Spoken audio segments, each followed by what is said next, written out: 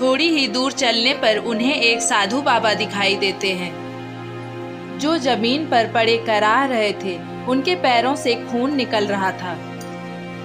उर्मिला और लखन उनके पास जाते हैं और कहते हैं, अरे बाबा, आपको क्या हुआ? आपके पैरों में चोट कैसे लगी? अरे कोई बात नहीं बेटा, चलते चलते बस किसी लकड़ी से टकरा गया और बस उसी से चोट लग गई। बस छोटी सी चोट है, वह ठीक हो जाएगी। नहीं बाबा, यह छोटी सी चोट नहीं है, आपके पैरों से तो खून निकल रहा है।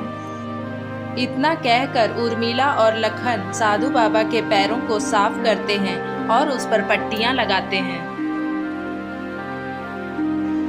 पट्टी लगाते ही उनके पैरों से तेज प्रकाश निकलता है और उनका घाव एकदम से ठीक हो जाता है।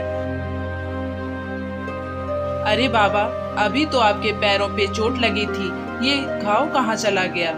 फिर साधु बाबा उनसे कहते हैं, बेटा, मैं तो बस तुम लोगों की परीक्षा ले रहा था।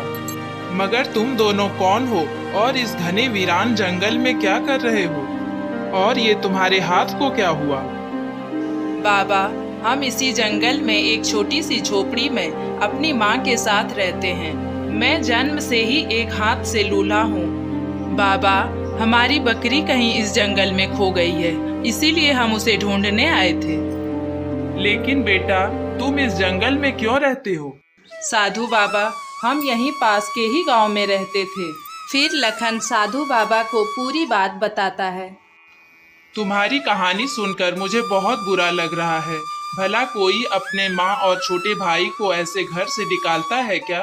तुम देखना, तुम्हारे बड़े भाई का कभी भला नहीं हो सकता है। तुम दोनों बहुत नेक इंसान हो। भला आज के इस मतलबी दुनिया में कौन किसकी मदद करता है? मैं तुम दोनों के व्यवहार से बहुत खुश हूँ। तुम दोनों मांगो, मुझसे जो भी तुम्हें चाहिए, मैं तुम्हारी हर इच्छा पूरी करूँगा। हमें कुछ नहीं चाहिए साधु बाबा, मैं बस हर दिन भगवान से यही मांगती हूँ कि मेरे पति के हाथ ठीक हो जाए। इतना सुनते ही साधु बाबा एक मंत्र पढ़ने लगते हैं और थोड़ी देर बाद लखन का हाथ ठीक हो जाता है। अपने दोनों हाथों को देखकर लखन बहुत खुश हो जाता है। अरे उर्मिला, देखो मेरे दोनों हाथ वापस आ गए। उर्मिला, साधु बाबा, मैं आपका यह उपकार जिंदगी भर नहीं भूलूंगी।